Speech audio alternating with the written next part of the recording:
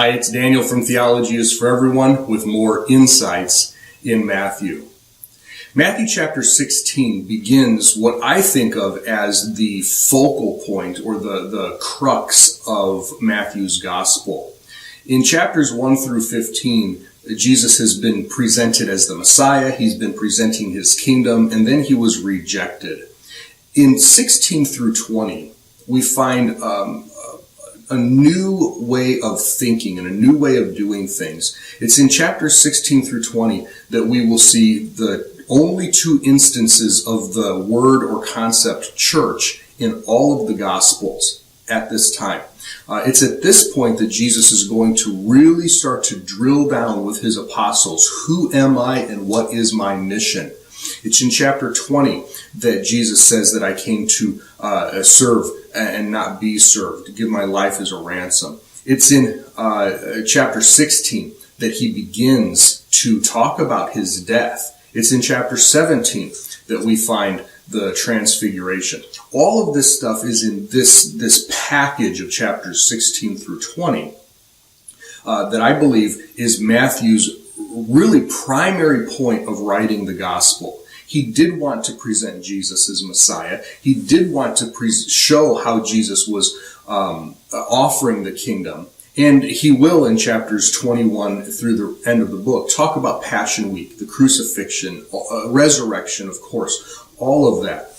But I think it's right here where Matthew, writing to his Jewish audience, says, it's changed. We've missed it, or you, my readers, have missed it when you rejected him, and this is what's going on now. So, chapter 16 is fresh off of the two big mass feeding miracles, feeding the 5,000, feeding the 4,000 in the previous chapters. And religious leaders asked him again for a sign. What sign are you going to show us? And Jesus is like, I've already told you, you don't get any more signs. You might remember from chapter 12, he said, the only sign you get is the sign of Jonah the prophet. The 3 days and nights buried away, like Jonah was in the fish. He said, you don't get anything else. And so he and his apostles hopped in a boat and went across to the other side of the sea. And Jesus said, beware of the leaven of the Pharisees and the Sadducees. And the guys are thinking, oh man, you know what? You're right. We shouldn't be taking bread from them. But man, we forgot bread. Why didn't you bring the bread? I thought you had the bread. And they were arguing about all of this fact that they didn't have any bread with them, which Jews would normally carry food with them, especially as they went into Gentile territory, so they always had kosher food. And between the 12 of them, they're arguing back and forth. I thought you had it. I thought you had it. We forgot the bread. And Jesus looked at them and he's like, really? I just fed 5,000 men plus women and children. I just fed 4,000 men plus women and children. You really think I can't come up with enough food for the 12 of you? Listen to what I'm saying. And we start to see how clueless these guys really are, even having been with Jesus for so long, and why he's going to start teaching and speaking to them the way he does. Well, after this big rejection, they went on a little retreat together. There's probably a principle there. They went up to Caesarea Philippi, which was a gorgeous place.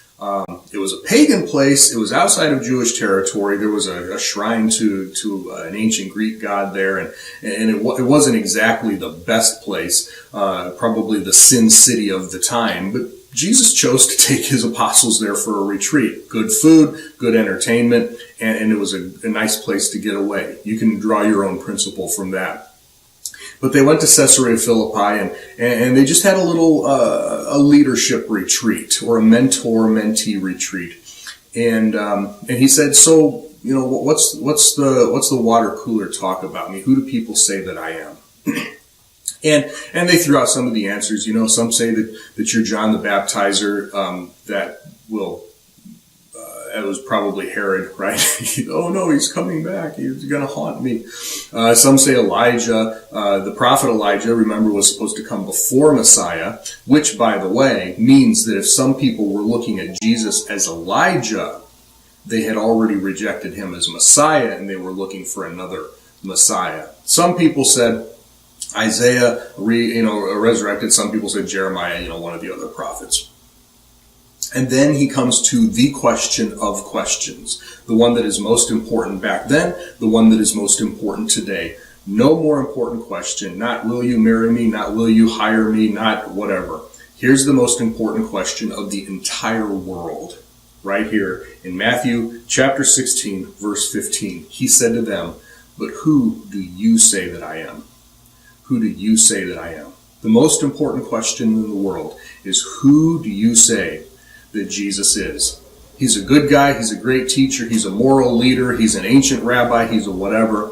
Peter got it right. And Peter said, "You are the Christ, the Messiah, the Son of the living God." Showed his humanity and showed his deity all in one package, which is essential for salvation. Jesus went on to say that is absolutely true. Spiritual truth does not come from us, does not come from inside. It has to be given by God himself. And Peter was blessed to receive that. And then Jesus makes a controversial, or a series of controversial statements.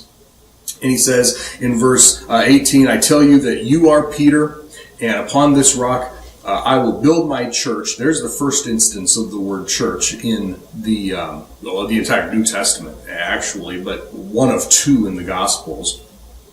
"And the gates of hell will not overpower it. And I'll give you the keys of the kingdom of heaven. Whatever you bind on earth will have been bound in heaven. Whatever you release on earth will have been released in heaven." Now, there's a lot of stuff that goes into this that we don't have time for in this short video.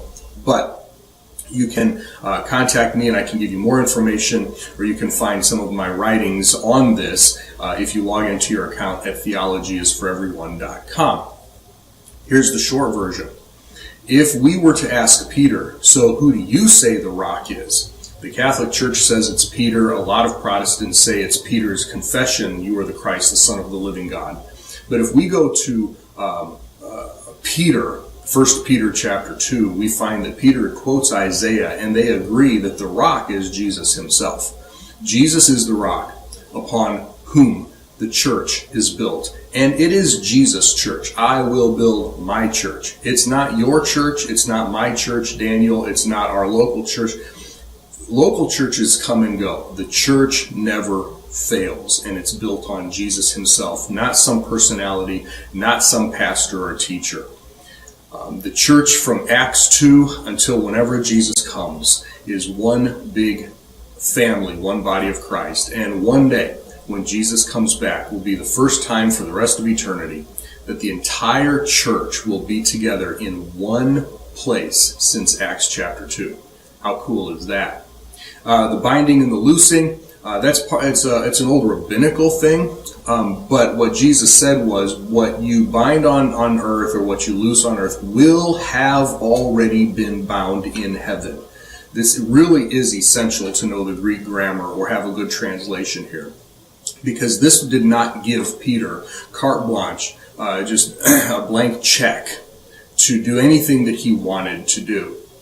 This said, what you do, you will do with the authority of heaven, and you can't do anything that hasn't already been authorized in heaven.